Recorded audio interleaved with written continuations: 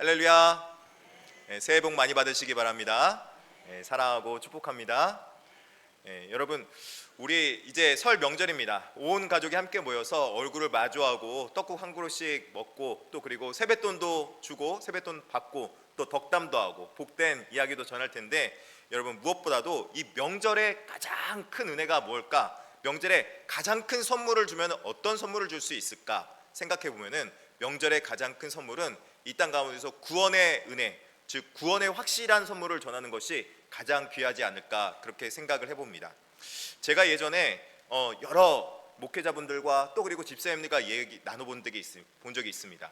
예전에 그 유명한 일대 목사님들은 대부분 다 신앙과 또 그리고 배움을 어디서 배웠는가 보면은 종교단체, 즉 여러분이 알고 있던 선교단체 쪽에서 많이 구원의 확신 같은 걸 얻었습니다. 그런데 그 이후로 그 목사님들이 각 교회로 파송되면서 교회 안에서 이제 믿음을 많이 가지게 됐던 것을 볼 수 있습니다. 그런데 요즘에도 아직도 구원의 확신을 갖고 있는지 집사님들에게나 아니면 또 우리 어린 아이들에게나 물어보면은, 구원의 확신을 어디서 얻었냐라고 물어보면은 구원의 확신들을 갖고 있지 못한 분들도 있기도 하고, 또 때로는 구원의 확신이 또 어디서 얻었냐 물어보면은 때로는 선교단체나 아니면 교회 바깥에서 얻었다라고 말할 때가 많이 있었습니다. 참 교회가 그 역할을 잘 감당해야 되는데, 교회가 그 역할을 잘 감당하지 못해서 이런 일이 벌어진 거 아닌가, 그렇게 생각해 봅니다. 제가 어렸을 때 이 공부 시험할 때였어요. 시험할 때 어떤 친구가, 야, 시험 공부할 타임인데 시험 공부하지 말고 우리 같이 기도하러 가자, 그러는 거예요. 왜? 그랬더니 이 친구가 이렇게 대답하는 거예요. 아니, 내가 지난번에 공부를 열심히 하다가 재미가 없어서 그냥 기도를 했는데 답을 찍었는데 답이 찍은 거 다 맞았어. 그렇게 얘기하는 거예요. 그래서 기도하러 가겠다는 거예요.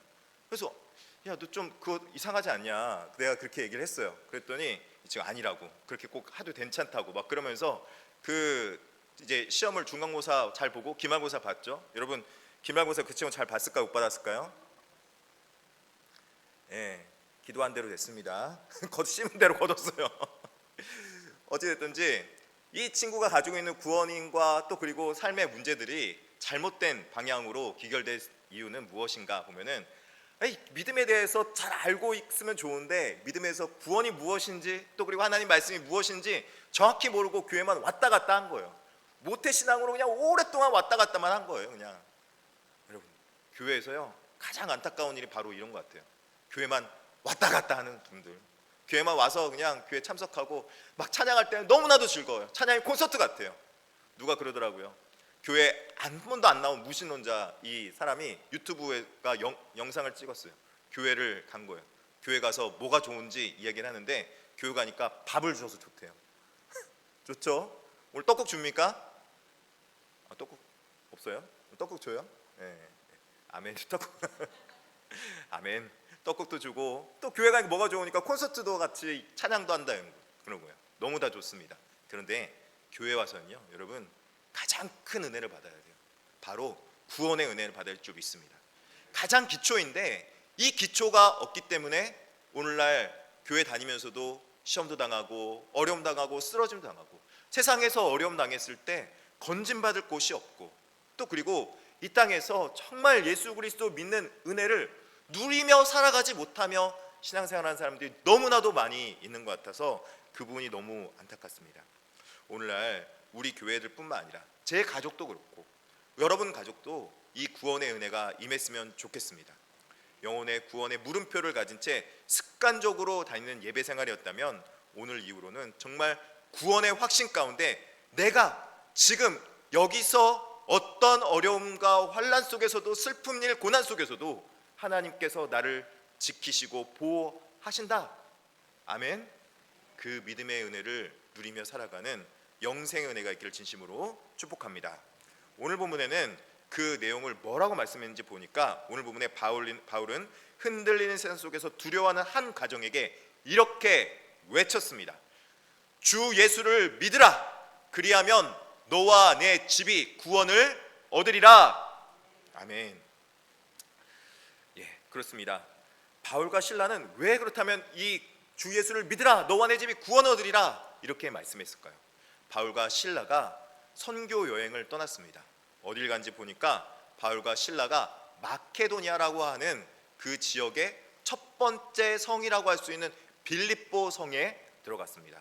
여기서 첫 번째 성이라는 성이 빌립보 성인데 첫 번째여서 첫 번째 성인지 아니면은 가장 으뜸이 되는 성이어서 첫 번째 성인지는 모르겠지만 어찌됐든지 빌립보라는 지역은 큰 성이었어요. 사람들이 많았어요. 얼마나 다양한 사람들이, 얼마나 다양한 민족들이, 다양한 사람들이 왔다 갔다 했는지 모릅니다. 다양한 민족들이 왔다 갔다 하면 여러분 어떤 일이 벌어진 줄 아십니까? 종교가 다 다릅니다. 그런데 여러분 종교가 다 다른 과정 가운데서 여러분 다 각자 신성기교인데 그 신들이 있습니까 없습니까? 신들은 있습니다. 귀신들 있습니까 없습니까? 우리가 영의 세계를 바라볼 수 있어야 돼요.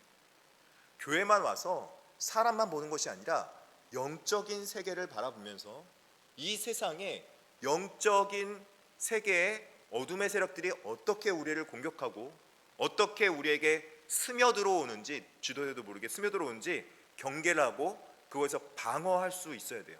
두려움과 근심을 주고 또 그리고 우리 삶 가운데서 우리 삶을 흔들며 때로는 우리가 어려운 일 당할 때 우리의 삶 속에서 찾아와서 우리를 미혹하는 영들이 많이 있다는 것입니다. 이 미혹하는 영들 중에 귀신 들린 여종이 있었습니다. 이 귀신 들린 여종은 어떤 사람이었느냐 보니까 귀신 들려서 사주도 보고 점도 치고 예언도 하고 막 이런 사람이었어요.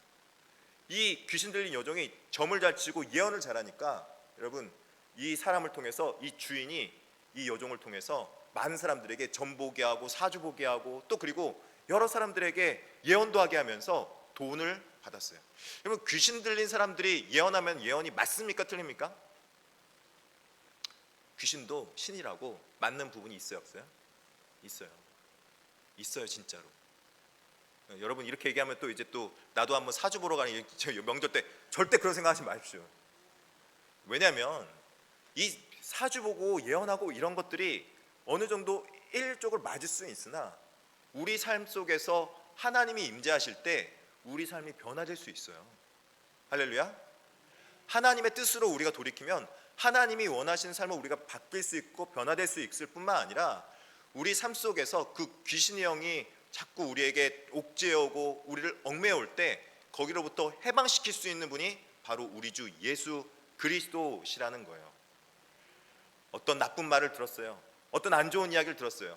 우리 그 말 때문에 자꾸 우리 삶 속에 걸리죠. 그리고 우리가 자꾸 그것 때문에 어디 올해는 물가에 가지 마라고 말했어요. 물가에 막 안 가게 되고 막 걸려요. 뭐든 다 걸려요. 이런 신비한 일들에 대해서 우리가 걸림의 모든 것을 뛰어넘을 수 있는 자유함을 누리게 해주는 것이 바로 우리 주 예수 그리스도라는 것입니다. 이 귀신 들린 여종을 통해서 이 주인이 돈을 받으면서 이런 예언의 일을 하고 있었다는 것이죠. 이 귀신 들린 예언을 하고 있는 이 여종을 통해서 돈을 벌고 있으니까 바울과 이 신라가 너무나도 안타까웠던 것 같아요. 여종이 보기에 몸은 해졌죠. 귀신 들려서 머리는 풀어졌죠. 그냥 사람같이 살아가지 않는 그런 안타까운 일들이 벌어지게 된 거예요. 사람이면서 존중받지 못하고 돈벌이에 이용당하고만 살아가는 오늘날 이 시대에 종의 귀신 들린 여종, 이 귀신 들린 여종에게 찾아와서 바울과 신라가 한마디로 즉시 여종에서 나오라 말 한마디에 귀신이 바로 나가서 쫓겨가게 됩니다. 주인이 놀랐습니다. 자기가 이 여종을 통해서 돈을 얻고 이익을 얻었는데 이 여종이 귀신이 떠나가 버린 거예요. 그러니까 이제 점을 볼 수 있습니까? 사주 볼 수 있습니까? 못 보게 되는 거죠. 그래서 바울과 신라를 고소해 버렸습니다. 이 사람 때문에 내가 얻는 유익이 끊어졌다고. 바울과 신라가 이 일로 인해서 로마의 군병들에게 잡혀가는 일이 벌어지게 된 것입니다. 바울과 신라는 함께 매맞고 깊은 옥에 갇히게 되었습니다. 바울과 신라는 근데요 이런 일 당하고서도 정말 믿음의 확신이 확실히 있었던 것 같아요. 어려움 당하면은 하나님 일 하다가 어려움 당하면은 우리가 이렇게 생각할지 모르겠어요.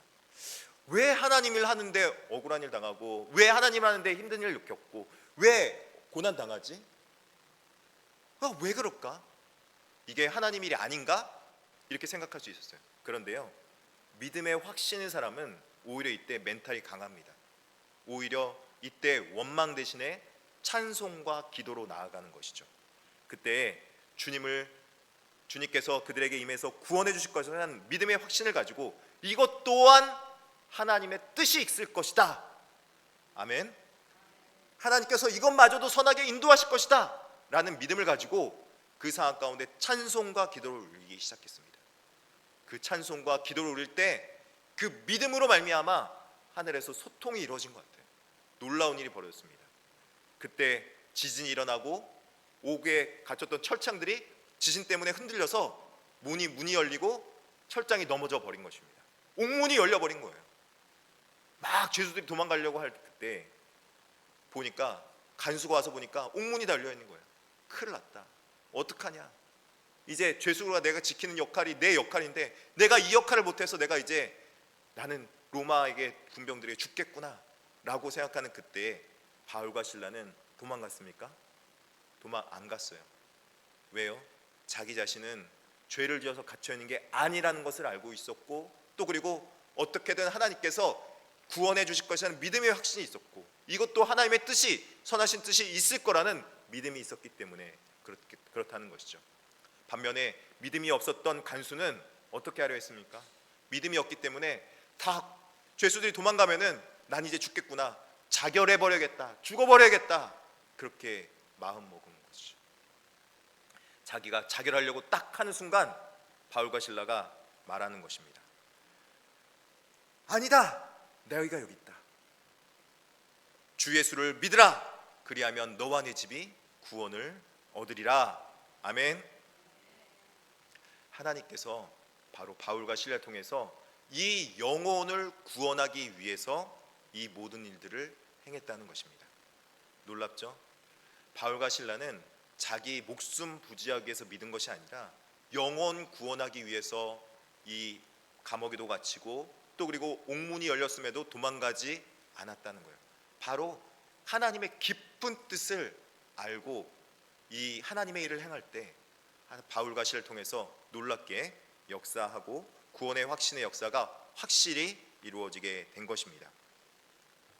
그리고 보면은 여러분, 이 사건을 통해서 우리가 깨달아 하는 것이 있습니다.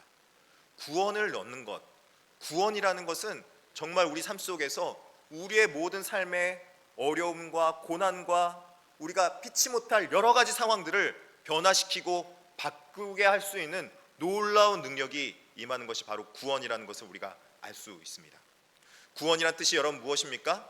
우리가 구덩이에 빠졌을 때, 물에 빠졌을 때 하나님께서 건져 주신다 라는 뜻을 가지고 있는 것이 바로 구원이라는 말입니다. 구원받는다는 것은 이 땅 가운데서 홍수나 화재나 재난, 그런 곳에서 건진받고, 또 때로는 우리가 육신의 아픔이 있을 때 하나님 앞에 기도했을 때 육신의 나음을 얻는 놀라운 기적도 이루어지는 것이 구원의 한 양상일 수 있다는 것입니다. 죄와 죽음의 문제로부터 우리가 죽을 수밖에 없었는데 외부의 조력자이신 예수 그리스도 통해서 우리가 건진받을 수 있는 능력이 구원 가운데 있는 것이라는 거죠. 그런데 이것만 있는 것이 아닙니다.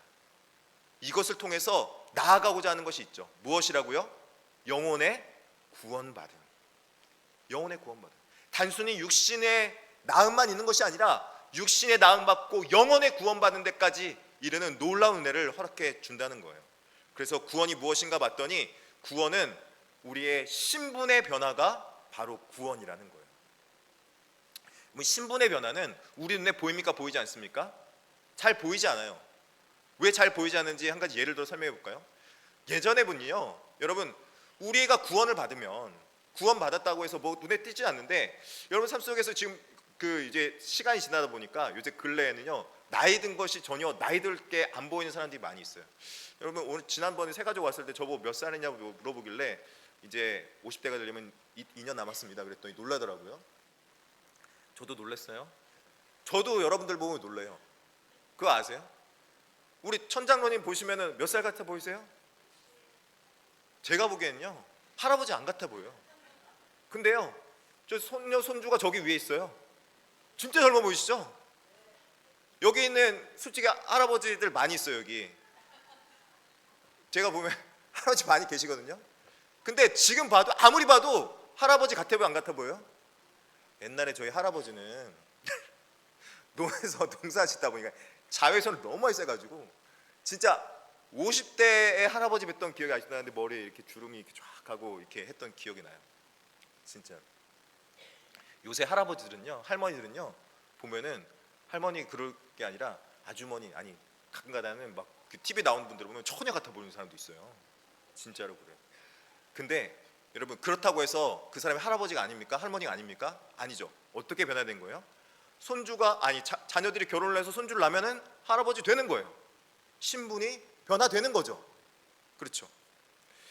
눈에 보이는 대로 결정되고 판단되는 것이 아니라 그 신분은 상황이 변하고 상태가 변하고 관계가 변하면 바로 그때 신분이 변화가 되는 것입니다. 할렐루야. 우리 삶 속에 어떻게 신분의 변화가 일어나는가? 여러분 삶에 눈에 보이지 않아요. 눈에 띄게 이 사람 구원받았구나, 이 사람 구원 안 받구나, 그렇게 눈에 보이지 않습니다. 근데 구원받았다는 것은 바로 하나님과의 관계가 변화돼서 하나님과의 관계가 하나님의 우리가 자녀되고 하나님이 우리 아버지가 되고 뿐만 아니라 하나님과 사랑의 관계로 들어가면은 그 신분의 변화로 인해서 우리는 바로 구원 은혜를 누리게 된다는 것이죠. 그렇다면 예수님과 이렇게 관계가 맺어졌다면은 그 사람들이 가지고 있는 세 가지 특징이 있다고 합니다. 세 가지 특징이 보니까 첫 번째는 예수 그리스도를 주님으로 믿는 사람이 바로 구원받은 사람이라는 것입니다. 구원의 확신이 있는 사람이라는 것이죠. 여러분 바울과 실라가 감옥에서도 찬송할 수 있었던 이유는 여러분 무엇입니까? 인생의 주인이 자신이 아니라 내가 내 마음대로 내 뜻대로 행하려고 했는 것이 아니라 바로 이마저도 주님의 뜻이 있겠지라고 주님의 뜻에 맡기는 그런 사람이라는 것입니다. 주님 앞에 자신의 삶을 주님으로, 주님이 자신의 삶의 주님으로 모신 삶이 바로 구원받은 사람이라는 것이죠. 많은 현대인들은 내 인생의 주인이 나라고 생각합니다. 그리고 내가 원하는 대로, 내가 그리는 대로 다 그려가려고 하죠. 근데 내 마음대로 내 뜻대로 됩니까? 젊었을 때는 공부해서 어느 정도 그렇게 누리기도 하고 또 원하는 대로 가기도 합니다. 물론 다 되는 건 아니에요. 여기서 자기 자녀들도 그렇고 우리 청년들도 그렇고 서울대 가기 싫은 사람 있으면 손 들어봐요. 하버드 가기 싫은 사람 손 들어보세요. 다 뜻대로 됐어요? 근데 아직은 가능성 있겠지 생각하고 열심히 무언가를 해보려고 내 마음대로 내 뜻대로 해보려고 하지만 내 마음대로 내 뜻대로 되렵니까? 근데 나이가 어느 정도 들고 40대, 50대가, 60대가 딱 되면은 그때 가서 이제 깨닫는, 인생이 내 마음대로 내 뜻대로 내 계획대로 진짜 안 되는구나. 그때부터 이제 깨달아 알기 시작하는 거예요. 근데요, 일찍 깨달아 아는 게 지혜라는 거예요. 일찍 깨달아 아는 게 믿음이라는 거예요. 내 마음대로 내 뜻대로 잘 안 되는구나, 내 계획대로 안 되는구나, 원래 인생이 그런 거구나 하면서 내 인생의 덧없음을 하나님 앞에 내어 맡기면서 하나님 앞에 우리가 믿음으로 주님이 나를 인도하여 주시옵소서 믿는 믿음으로 나가는 것이 바로 진정한 구원받은 자의 모습이라는 것입니다. 프랑스의 무신론 철학자이며 석학이었고 또 창조진화론자라고 말하는 베르그송이라는 사람이 있습니다. 창조진화론은 좀 독특합니다. 많은 사람들이 다 창조했다고 믿으니까 그 당시 사람들한테 진화했다고 말은 못해요. 진화론자라고 하면은 자기가 공격받을 것 같아서. 근데 이 사람은 어떤 생각을 갖고 있었냐면 창조는 되었으나 창조된 것이 진화되었다라고 생각하는 사람이었어요. 여러분 이게 맞습니까? 틀리죠. 그래서 자기 나름대로 철학으로 자기가 가지고 있는 생각으로 말씀을 재단하고 있던 그런 사람이었어요. 말씀을 들으려고 하고 믿으려고 하고 받아들이려고 해야 되는데 말씀을 이건 맞고 이건 틀리고 이렇게 재단을 하는 사람이었다는 것이죠. 근데 이 사람마저도 죽음에 가까이 가게 되자 하나님 앞에 이렇게 고백합니다. 나의 철학은 나에게 신이 없다고 말했지만 나의 영혼은 하나님을 갈망하고 있었습니다. 나는 이제 내 인생의 주인이 내가 아님을 깨달았습니다. 우리 인생의 주인은 누구입니까? 바로 주님입니다. 그렇기 때문에 주님의 뜻을 알고 주님의 뜻을 깨달아서 주님이 원하시는 방향대로 가는 것이 지혜롭고 빠르고 정확하고 옳은 길이라는 거예요. 그래서 주님의 뜻이 무엇인지 분별하고 알 수 있도록 말씀을 배우며 들으며 그 말씀을 발견할 수 있어야 되며, 그 말씀을 발견했을 때 그 길로 가다 보면 하나님의 인도하심을 만날 수 있게 되는 것이죠. 하나님을 왜 못 만나는가? 하나님의 말씀은 이대로 가는데, 하나님의 말씀은 오른편으로 가고 있는데 그 오른편으로 안 가고 나는 왼편으로 가리라. 여러분, 하나님 만날 수 있습니까? 못 만납니까? 못 만나요. 그러니까 하나님이 없다고 그러는 거예요. 그리고 하나님은 원망해요. 왜 하나님을 원망합니까? 하나님은 분명히 오른편으로 가라고, 이쪽으로 가라고 말했는데, 물론 하나님은 좌로나 우로나 치우치지 말라고 말씀하셨어요. 하나님 말씀대로 가라고 말씀하셨어요. 하나님 말씀을 발견하려면 그 말씀을 찾아가서 발견하고 그 길로 찾아가야 되는데, 자꾸 내 길로 가놓고는 하나님 없다라고 말을 하면 하나님이 어떻게 그분에게 하나님께서 살아계심을 증명할 수 있겠습니까? 하나님이 영이신데. 우리 영혼은 스스로 구원할 능력이 없습니다. 구원의 주인은 우리 하나님이시라는 것입니다. 우리가 때로는 환난당하고 어려움당하고 고난당해야지만 주님 하고 울부짖으면, 물론 그때도 주님이 찾아오셔서 구원해 주시겠지만, 그러기 전에 주님의 뜻을 발견하고 하나님 앞에 우리가 나아갈 때 그 안에서 우리가 구원받은 놀라운 은혜를 누리며 살아갈 수 있게 되는 것이죠. 여러분, 하나님께 창조하신 철새를 바라보시기 바랍니다. 철새가 여러분 지도가 있어서 갑니까? 철새가 내비게이션 켜놓고 들어가는 거 봤습니까? 철새가 뭐 GPS 가지고 있습니까? 철새 GPS 없습니다. 내비게이션 없습니다. 그런데 하나님께서 창조해 주실 때부터 그에게 창조의 능력으로 길을 찾아갈 수 있는 능력을 입력해 주셨어요. 하나님께 주신 능력을 그대로 따라가다 보니까 철새가 그 길을 따라서 가는 거예요. 그런데 우리 인간은 어떠합니까? 인간은요, 하나님 앞에 불순종했어요. 하나님께 주신 길을 반대로 돌아섰어요. 그래서 하나님 반대편으로 가서 하나님을 찾고 구원의 길을 찾고 있다는 거예요. 하나님의 형상대로 지음받은 자라면 바로 우리가 하나님의 뜻대로 하나님의 길로 우리가 돌이켜갈 때 하나님 앞에 우리를 선한 길로 인도함 받을 수 있는 것이고, 우리 인생의 하나님 앞에 예비함 받을 수 있게 되는 것이죠. 여러분, 우리가 메어리 윌슨이라는 사람이 있어요. 예수 그리스도를 주님으로 모신 사람 중에 죽음조차 두렵지 않습니다 라고 말했던 그런 사람입니다. 스코틀랜드의 어린 순교자인데, 이 사람이 예수 그리스도를 주님으로 믿습니다 라는 믿음의 고백을 하면서 하나님 앞에 믿음으로 살았기 때문에 그 삶 가운데서도 그의 삶이 기름바되고, 지금도 스코틀랜드 장로교에서는 이 사람의 순교에 대해서 굉장히 고귀하게 여기며 살아가고 있습니다. 우리의 삶은 단순히 이 땅에 있는 것이 아니라 이 땅을 뛰어넘어서 하나님의 영원에 잇대어 있다고 말씀하고 있는 것입니다. 둘째는 십자가의 권능을 믿는 사람이 믿음의 확신을 갖고 있는 사람입니다. 고린도전서 1장 18절 말씀을 같이 한번 읽어보겠습니다. 시작. 십자가의 도는 멸망하는 자들에게는 미련한 것이나 구원을 얻는 우리에게는 하나님의 능력입니다. 여러분, 사도 바울이 똑똑했어요. 그 당시에 가말리엘 학파의 한 사람이었어요. 아주 똑똑한 사람이었어요. 오늘날로 말하면 하버드 정도 나온 사람이라 생각하면 돼요. 웬만한 인서울 그런 대학하고 비교될 바가 아니에요. 그런데 그 사도 바울이 하나님 앞에 자기 자신에게 미련해 보이는 일들을 진짜 많이 합니다. 자기 자신을 희생해가면서 복음을 전하고 3차 전도여행을 떠나고, 자기가 희생하며 헌신하며 모든 일들을 다 복음 전하는 일에 그렇게 애쓰며 수고합니다. 왜 그렇게 했습니까? 십자가의 도가 멸망한 자들에게는 미련한 것이나 구원을 얻는 우리에게는 하나님의 능력이 되기 때문에 그렇다는 거예요. 오히려 주의 일을 감당하면서 오히려 구원의 은혜를 누리며 주의 일 가운데 서 있을 때 오히려 하나님의 놀라운 능력을 맛보게 된다는 거예요. 그리고 십자가의 능력은 여러분, 우리가 오히려 희생하며 헌신할 때 오히려 우리가 죽는 것 같이 낮아지고 없어지는 것 같을 때 오히려 십자가의 부활의 은혜로 나타나게 되어 있다는 것입니다. 과거 공산치하였던 소련을 생각해 보기 바랍니다. 여러분, 소련이 그냥 단순히 공산주의여서 그렇게 된 게 아니에요. 공산주의가 갖고 있는 특징이 뭐냐면, 공산주의는 유물론자예요. 유물론자가 무엇이냐면, 이 땅에 있는 것은 영적인 것은 없다.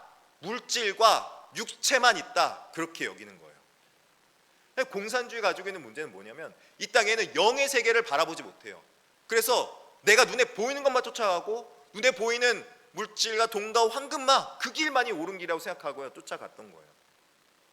사람의 영혼이 물질로 좌지우지 될 것 같으면 우리의 감정과 영혼과 우리의 삶은 도대체 왜 필요합니까? 하나님께서 우리 창조하실 때 우리에게 영혼을 왜 창조해줘서 넣어줬겠습니까? 필요하니까. 우리가 바로 영적인 존재라는 거예요. 그 소련이 유물론적 사각만 갖고 있다 보니까 사람들의 영혼을 채우지 못한 거예요. 그래서 그 체제가 무너지게 되고 결국 그 체제는 유지가 되지 않았던 것이죠. 과학도 이념도 인간을 절대 구원하지 못한다는 것입니다. 오직 십자가의 능력과 우리의 마음 가운데 찾아오서 우리 영혼을 구원하고 우리 영혼을 감동시키며 우리 삶 속에 찾아오셔서 우리를 위해서 죽으시고 희생하시며 자신의 피와 살과 모든 것을 내어주기까지 하신 예수 그리스도의 사랑이 우리를 구원하는 놀라운 능력이 있었다는 것입니다. 임종을 앞둔 환자들이 십자가를 손에 꼭 쥐며 평안히 눈을 감는 모습 여러분 많이 봤을 것입니다.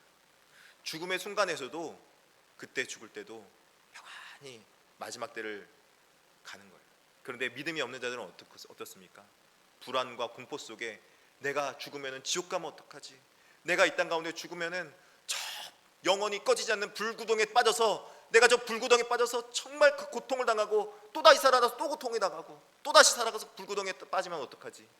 하는 걱정 때문에 죽음마저 두려워하는 게 살아가고 있는 것이죠. 그러나 십자가를 바라볼 때, 십자가를 믿을 때 죽음의 공포가 사라지고 하늘 소망이 임하게 되는 것입니다. 죽음마저도 나를 절대 좌지우지할 수 없고 어떻게 할 수 없다. 그리고 죽음을 뛰어넘어서 영생의 은혜를 누리며 살아갈 수 있다. 그 능력을 믿는 것이 바로 구원의 확신이라는 것입니다. 죽음을 이길 수 있다면 오늘 여러분이 당한 때론 힘든 일, 어려운 일, 슬픈 일, 고난 일이 있을지라도 그 고난 속에서도 여러분을 구원해 줄 믿습니다.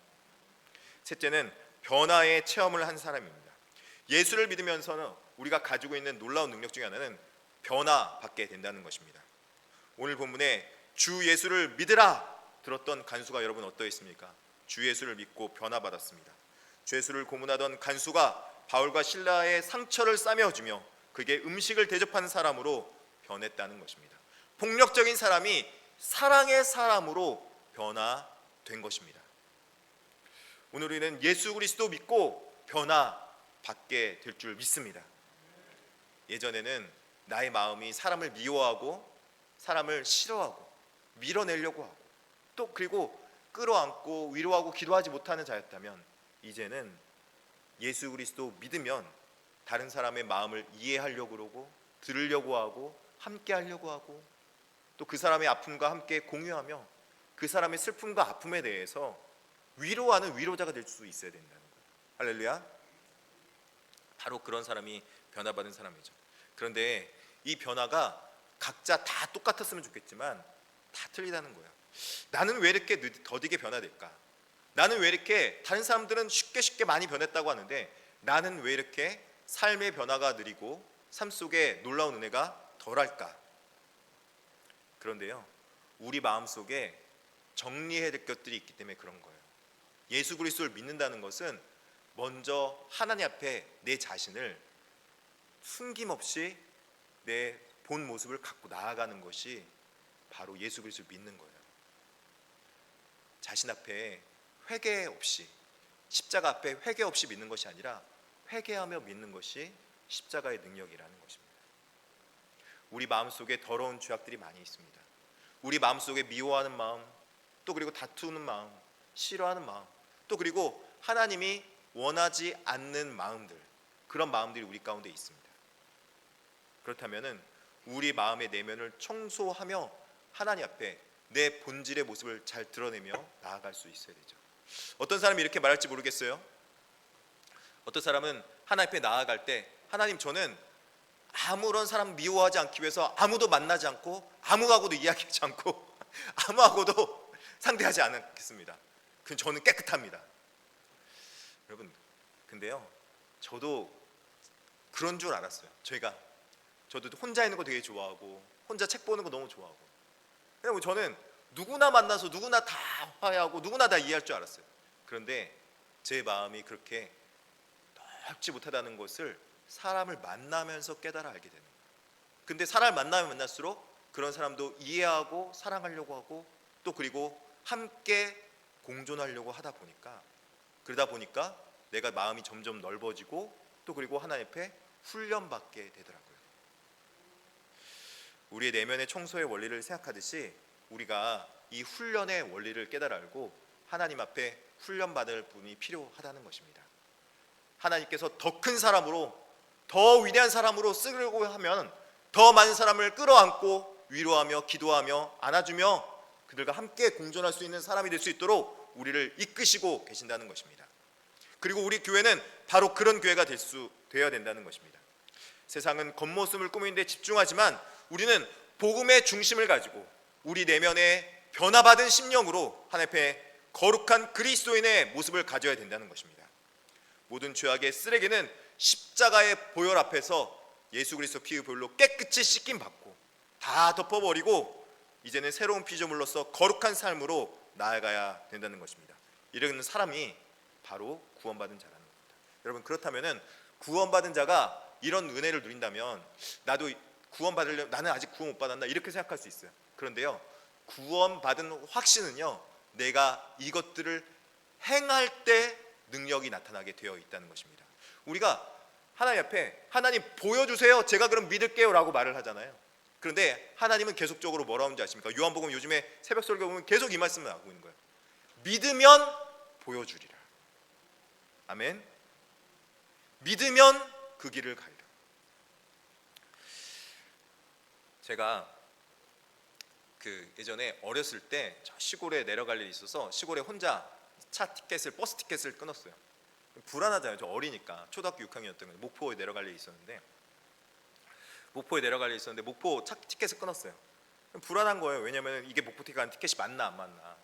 근데 이런 목포 가는 티켓을 끊고 버스에 탔어요. 그러면은 그 버스 타면은 어디 갑니까? 부산 갑니까? 경주 갑니까? 목포 갑니다. 물론 이제 버스 운전기사가 잘 인도하면 그랬죠. 버스 운전기사가 잘 인도해야겠죠. 예수 그리스도를 운전수로 삼고 예수 그리스도 안에 한 몸 된 배에 탄 자들은 반드시 예수 그리스도가 인도한 길로 갑니다. 그 구원의 방주가 바로 교회예요. 우리가 믿음의 확신을 어떻게 가지느냐? 바로 말씀의 티켓을 끊고 하나님의 약속의 말씀 안에 들어와 살며 하나님의 약속의 구원의 방주 안에 들어와 살면 바로 구원의 은혜 가운데 들어가게 되고 구원받은 백성으로 살아가게 되며 구원의 은혜를 충만하게 누리게 될 줄 믿습니다. 우리에게 필요한 것은 바로 이 믿음으로 신앙하는 것입니다. 구원의 확신으로 신앙하고 구원의 확신으로 신앙생활하며 구원의 확신으로 여러분 삶 가운데 살아갈 때 반드시 놀라운 은혜와 또 여러분의 놀라운 역사, 주 예수를 믿으라 그리하면 너와 내 집이 구원을 얻으리라, 이런 은혜가 임할 줄 믿습니다. 우리의 말씀을 갈무리하겠습니다. 예수님을 인생의 주인으로 모시며 살아가길 바랍니다. 십자가의 능력을 믿으며 살아가길 바랍니다. 삶의 변화를 체험하며 나아가는 저와 여러분 되길 진심으로 축복합니다. 그래서 여러분이 구원의 티켓을 끊고 하나님 앞에서 온전한 믿음으로 살아가는 저와 여러분 되길 진심으로 축복합니다. 우리 봉헌하며 나가도록 하겠습니다.